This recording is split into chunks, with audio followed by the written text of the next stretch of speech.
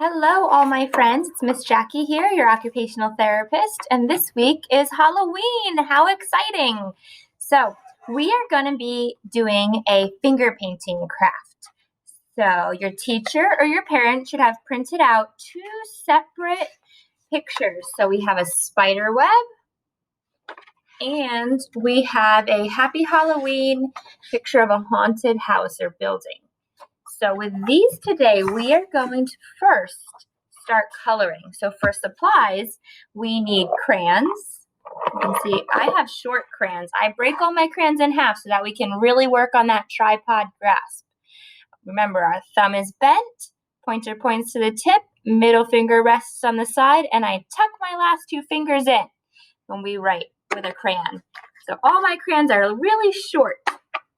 And we're also just going to need our fingers and some paint. So your teacher, I have three different colors. I have red, green, blue, but your teacher or your mom could use any colors you want. You could also use a stamp pad, like an ink pad. That would also work. Okay, so first what we're going to do is color in our pictures. So when we color in our pictures, we're going to color the tree brown. So we have to find a brown crayon. And we're just going to go back and forth, and you want to stay as close as you can to inside the boundary line. As close as you can to inside the boundary lines. Going back and forth, really moving and wiggling our fingers. We don't want the motion to be coming from our elbow or our shoulder. We want it to be coming from our fingers and our wrist. We really want to be moving those around to stay inside the tree boundaries. All right, I got my tree done. I'm going to move on to the sun. Oh, it doesn't look like I have a yellow. I'm going to make the sun a lime green. It's kind of hard to see because it's already shaded. So since the sun is a circle, this is a good time to practice making circles. You can go around and around in a circle to fill the whole thing in. All right. For my path, I'm going to make it a gray. Remember, we're wiggling those fingers, staying inside the boundary to do our best coloring that we can. Good work. So if there's anything else you want to color on here, you are more than welcome to. Now I'm going to move over to my spider web, and I'm going to color on here now. So it looks like we have two trees that need to be colored for the spider web. Two trees, one here and one here. So again, we're going to move those fingers back and forth. It's kind of hard to show you, but we're just going to go in a big straight line. So for my friends that have a harder time coloring, you're just going to go from the top to the bottom and do a bunch of big lines down to practice those pre-writing skills, okay? Starting from the top to the bottom, doing big lines down the whole time. Big line down, frog jump to the top, big line down, and we're just going to keep doing those big lines down. Over here, you can color in the branch, and then again, practicing those big lines down. Really working on those pre-writing lines. All right, once you finished coloring in, you can turn your paper to the back, and your teacher or your mom will have a card with your name on it. So you're going to use that and you're going to write your name on the back. You can either trace it if you don't know how to write your name. Your teacher can outline it in pencil and you can then make it any color that you want to make it. So I'm going to choose blue for me. I'm going to do Miss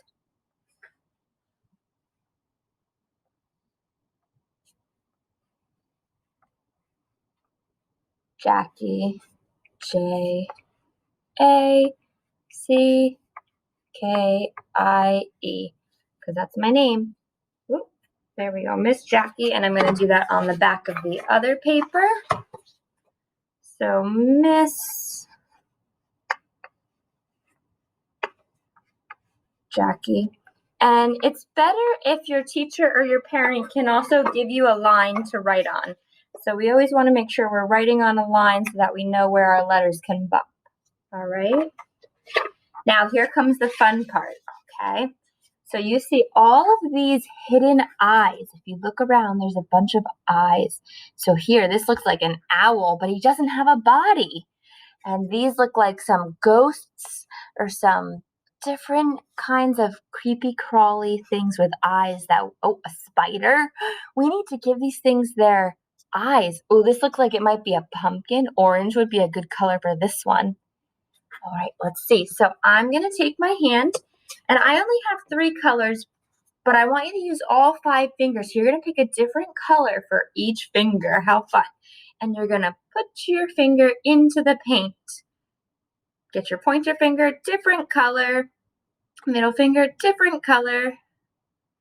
Ring finger and pinky. So then we're going to go around and we're going to dab all the different things to give them their bodies. So I got 2 red owls. I'm going to make my spider green.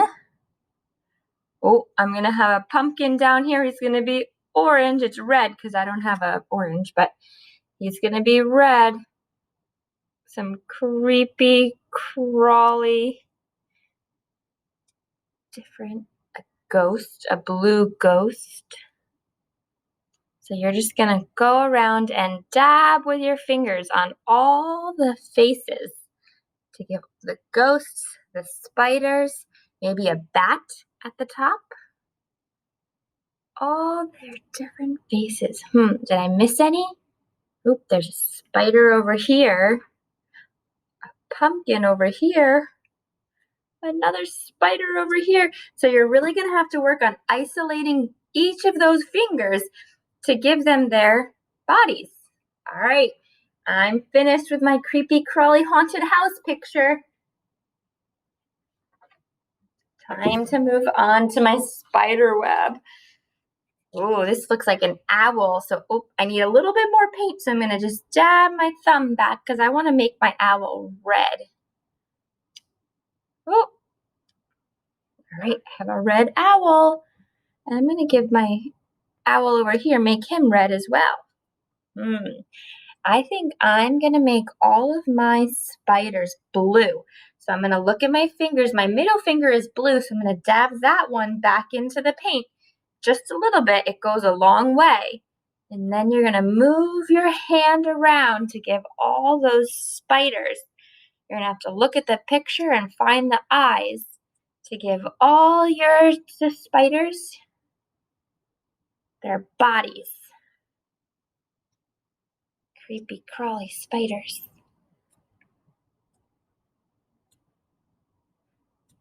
All right, guys. I hope you have so much fun with this Halloween activity. I'll talk to you soon.